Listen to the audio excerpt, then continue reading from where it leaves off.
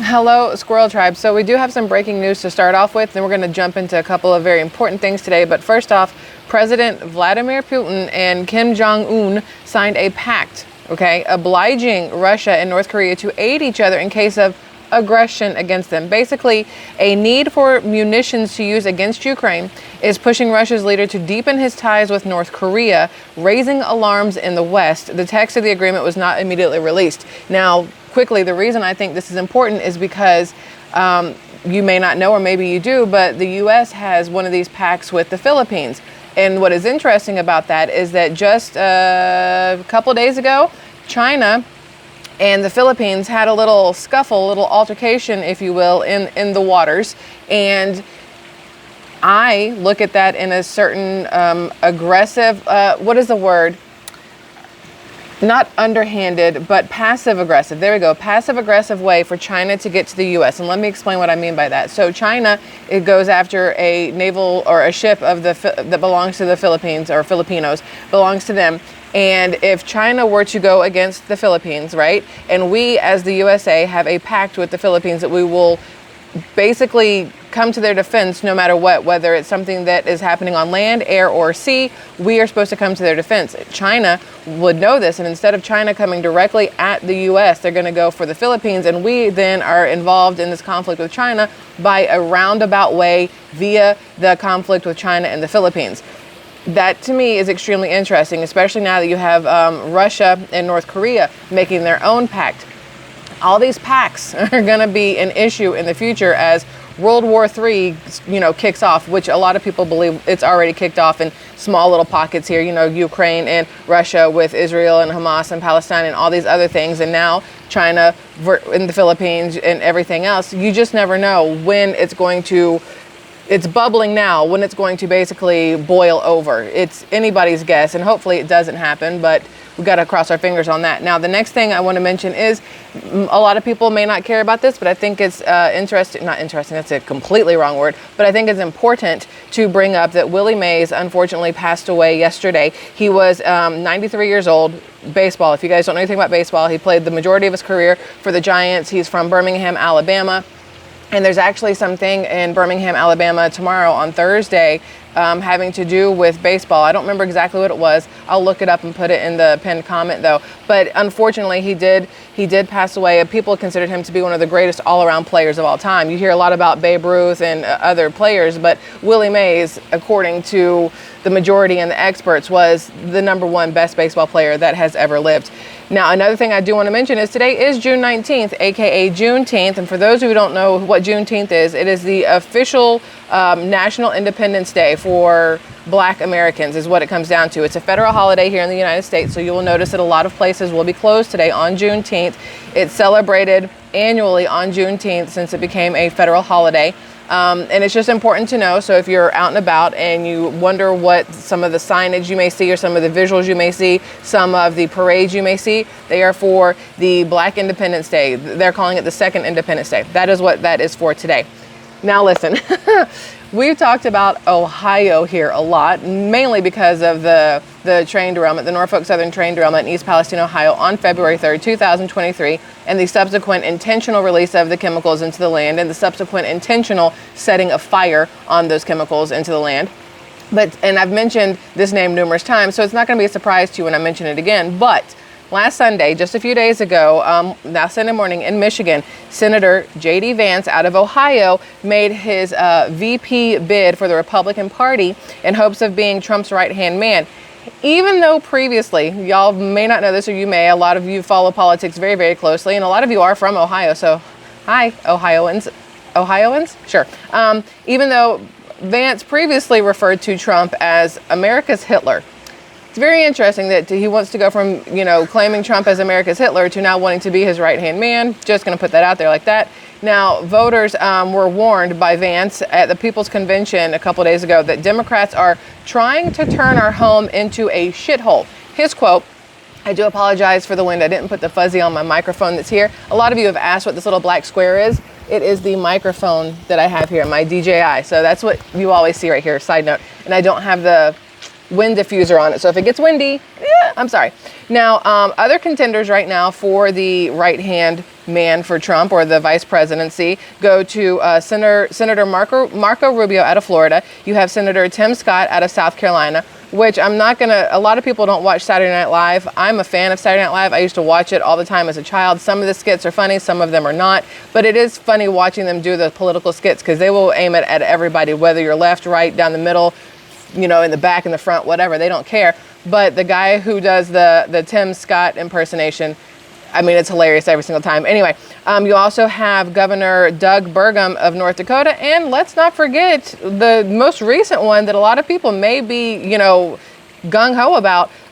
Byron Donalds out of Southwest Florida is also a possible contender. Now, we're going to get a little...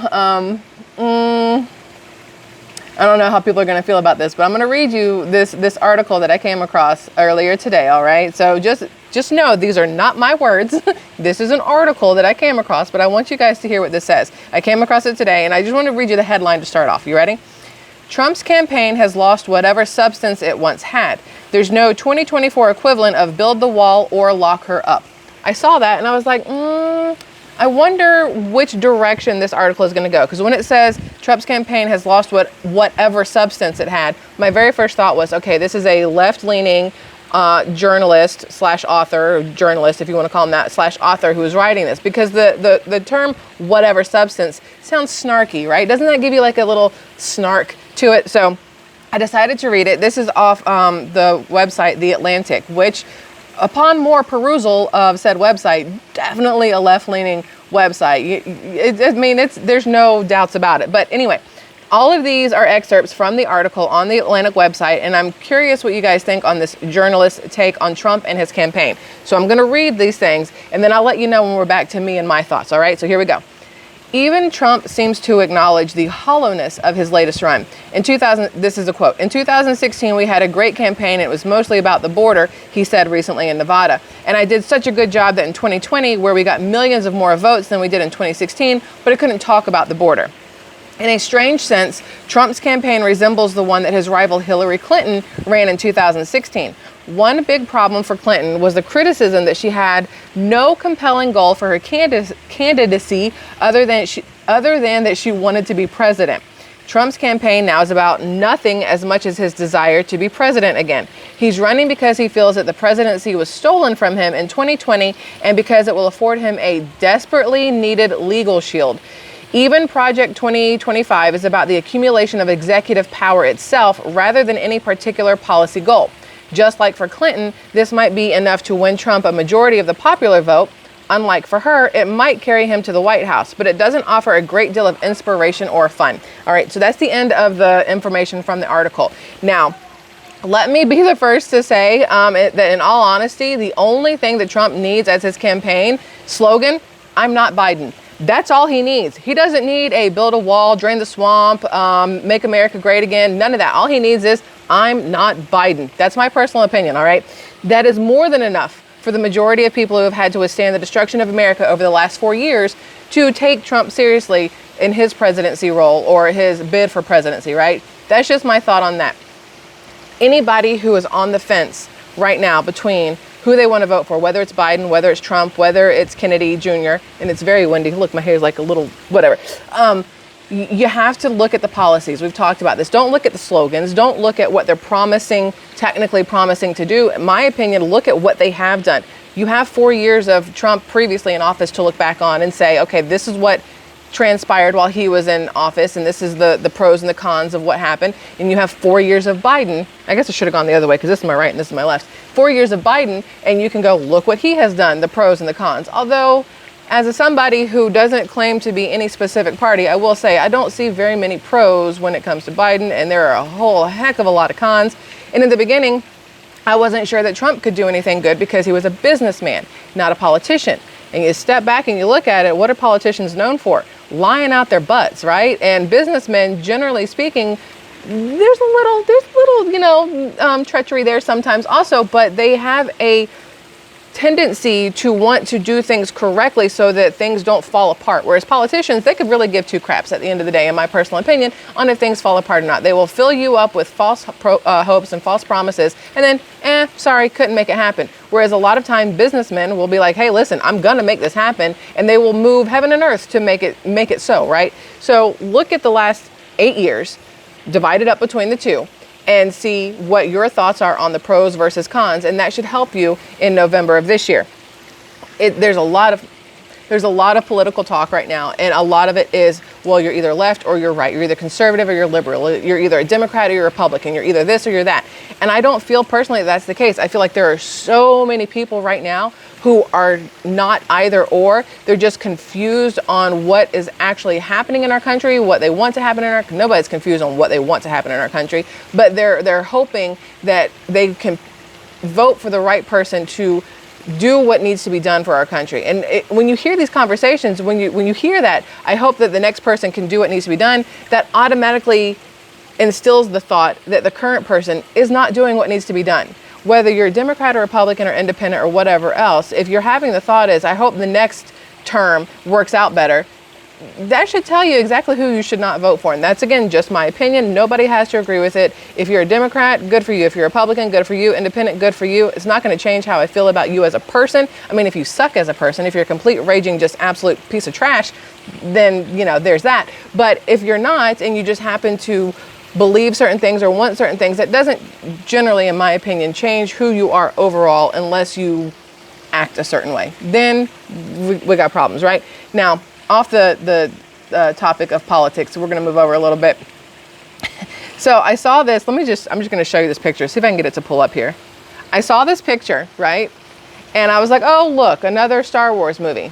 Because it clearly screams Star Wars. There's lightsabers. Obviously, it's Star Wars related. But it's not a Star Wars movie. So what this is, for those of you out there who happen to love a good Star Wars movie or spin-off TV show, you guys remember Baby Yoda? It was like the rage all over social media and in stores. Everything you could go buy T-shirts and mugs and clothing and all different kinds of stuff with Baby Yoda all over it. There were songs about Baby Yoda and his lightsaber and bacon. I don't remember. If you Google it, it'll come up. It's disturbing and funny at the same time. I don't know what happened to him. He's gone off the face of the planet, it seems. But you may have tried to watch the newest Star Wars Disney Plus streaming app show called the Acolyte. Acolyte, I'm pretty sure it's how it goes. Now, from what I have seen and read and heard, it's basically a piece of woke garbage that just needs to be chucked, like needs to be gone. I looked up reviews of the show because I was curious. People loved The Mandalorian when it first came out. There were a lot of other spin-off shows that people like when it comes to Star Wars, and they were hoping that this one would be good because it's supposed to be about the Sith, like the how that all occurred, or the beginning of the Sith. I'm pretty sure is what this show is about. I'm not positive. I did read reviews on it.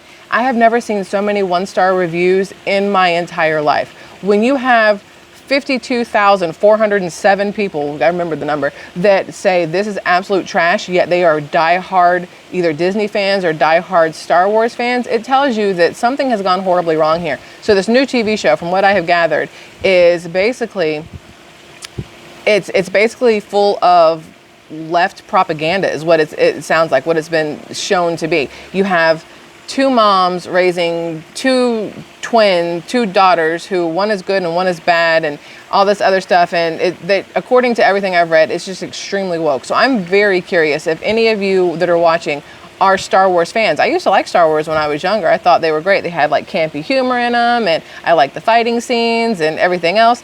And now this one, according to this, it's just dark and there's no humor, there's nothing fun about it, no joy to it whatsoever, which does seem kind of accurate when you talk about woke stuff. But they're saying that it is just such a far cry from what Star Wars used to be. And Disney itself is a far cry from what it used to be. Growing up, when I was growing up, Disney cartoons and Disney shows and stuff were great. Pollyanna is probably one of my favorite movies with Haley Mills when she was younger. Also Parent Trap. I love Parent Trap. But I loved Haley Mills. I liked her in Saved by the Bell, where she plays, who was the teacher she was in Saved by the Bell?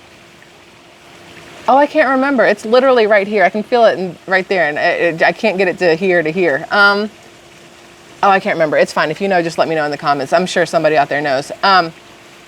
It's going to drive me bonkers. Anyway, I used to love Disney stuff when I was younger, but even now, I have zero desire for Disney. And then Disney bought Hulu. They own a lot of stuff, right? So now when you go to the Disney Plus app, you want to see all, kid stuff, especially if you have young children, grandchildren, nieces, nephews, whatever. You want to find shows and things that they can watch. Deadpool's on there now. There's R-rated things on there now. There's all different kinds of things on there now where it's like so intermingled that it does not at all resemble what it used to when I was a child. I know a lot of people dislike Disney in general, and that's fine, but this is talking from a non-emotional thing, more of a visual, like what the shows used to be to what they are today. Today, there are all kinds of characters in the shows that, in my personal opinion, young children don't need to be subjected to because they don't understand what half of these things are because they're not being explained. They're just being, shoved in their face. And it's crazy to me that Star Wars, who was it, George Lucas that used to direct all these things? I think it was George Lucas. And now some chick has come in and started directing this new show who she says she's never seen Star Wars. She's not a Star Wars fan. And she's trying to make this new TV show more about girl power and a boss girl, kind of thing. And that's fine. There's nothing wrong with that. But that's not what Star Wars is. You can't just go in and change something to make it what you want it to be just because that's what you want. That's not how things work. It's very interesting how far things are just like falling when it comes to the whole woke agenda or the woke media, the woke shows, everything. It's sad, actually. So last thing here, totally off topic, but very important topic. I looked up, I do this very often. I saw something on the news yesterday about 2 massive fires in New Mexico. And they were like, due to sweltering temperatures, there's now 20,000 acres on fire. We've hit the mid 80s. When the hell was mid 80s a sweltering temperature? Like I could have sworn sweltering is going to be like over 100 easy, but I guess mid 80s is now sweltering. But I go to the National Fire News, National Interagency Fire Center, which is nifc.gov if you guys want to look it up. I've got it here. You guys can see, not really, I know it's not that great, but I looked it up because I was curious. As of today, June 19th, how many fires are going on in the United States itself? Right now, there are 17 large, uncontained fires that are currently being managed under full suppression strategies nationwide, while 11 are being managed with strategies other than full suppression. 5 incident management teams have been deployed. So that means that there are currently, I can do math, 28 fires going on in the United States right now, 17 that are being managed, 11 that are not under full suppression, so kind of sort of being managed, right? To date, we are only June 19th, 2024. So far, the first 6 months of the year, 19,034 wildfires have burned. Ready? 2,128,208 acres nationwide so far this year. Just the first half of 2024. That this is fewer total fires, but more total acres than the 10-year averages. More acres than the 10-year averages. All right. Now, according to this, to err is human, but when it comes to wildfires, human error can lead to mass destruction. Each year, thousands of fires in the United States are caused by people. And I agree. I'm not going to say they're accidentally caused by people, but I will say they're caused by people. Land grabs are real, my dude. The major causes of these fires are from loss of control of debris burning, unattended and improperly extinguished or not extinguished campfires, and sparks or heat transfer from the use of vehicles and equipment like chainsaws or recreational vehicles, including trailers. Sure. But then we all know there's other ways that these fires are started. Okay. Especially the ones in Texas last year. Remember? Last year? Earlier this year. This year. Land grab all day long. Now, according to this, I just wanted to show you, we've got currently, right now, there are 6 major fires in California. You have 5 in New Mexico, 5 in Alaska, 3 in Arizona, 3 in Colorado, 2 in Washington, 2 in Utah, and 1 in North Carolina. Out of all of these active fires, only 6 are contained or have been contained. And right now, it's saying, again, 2,128,208 acres have been burned. And again, it's only the first 6 months of the year. Who knows how many more are going to burn, especially since they're going to continue to push how hot everything is, since mid 80s is now severe weather, severe heat, whatever. I do know there is severe heat headed towards in the Midwest right now, and they're worried about it going, East Coast wise. And there are a lot of people out there who don't have the money to pay for an air conditioning system to run at the, mid 70s while the weather outside is 100 degrees or whatnot. So hopefully people are finding ways to stay cool. My favorite way to stay cool, and it's probably one of the easiest, is a cloth that has been run under cold water and just constantly, pressing it up against your neck. Hang it up in the breeze, let it cool off, put it on your neck again. That's what I do all the time. It's not obviously the best way to cool off, but it is an option. Water is always an option to cool off. But that's what I've got for you guys right now. I will put a link to this thing also in the pinned comment if you guys want to check out the Fire Center so you can see, and also to that Atlantic article about Trump, because I thought it was very, very interesting the way it was kind of spun. Anyway, that is all, my dudes. I love y'all immensely. I hope you have a fabulous rest of your June 19th. And that's it. I'll see you guys again tomorrow. Okay, bye.